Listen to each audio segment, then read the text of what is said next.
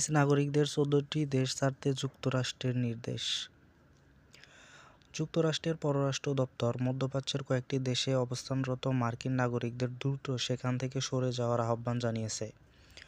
Councillor বিষয়ক সহকারী পররাষ্ট্রমন্ত্রী মোরা নামদার সামাজিক যোগাযোগ মাধ্যমে এক বার্তায় বলেন, গুরুতর নিরাপত্তা ঝুঁকির কারণে পররাষ্ট্র দপ্তর আমেরিকানদের যত দ্রুত সম্ভব এবং বর্তমানে চালু থাকা পরিবহন ব্যবস্থা ব্যবহার করে এসব দেশ ত্যাগ করার পরামর্শ দিচ্ছে।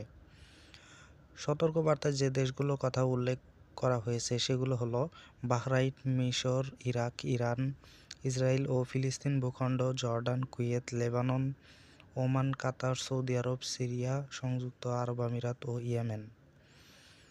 অন্যদিকে ইরানের ইসলামী বিপ্লবী গার্ড বাহিনী আইআরজিসি এক টুইট বার্তায় দাবি করেছে, গত ২৪ ঘন্টায় তারা ১৫টি দেশের ভূখণ্ড বা স্থাপনায় হামলা চালিয়েছে। আইআরজিসি উল্লেখ করা দেশগুলোর মধ্যে রয়েছে ইসরায়েল, যুক্তরাষ্ট্র, সংযুক্ত আরব আমিরাত, সৌদি আরব, Qatar, Kuwait, Jordan, Iraq, Bahrain, Oman, Syria, Cyprus, France, Italy এবং যুক্তরাজ্য। ভিডিওটি ভালো লাগলে অবশ্যই চ্যানেলটি সাবস্ক্রাইব করে পাশেই থাকবেন।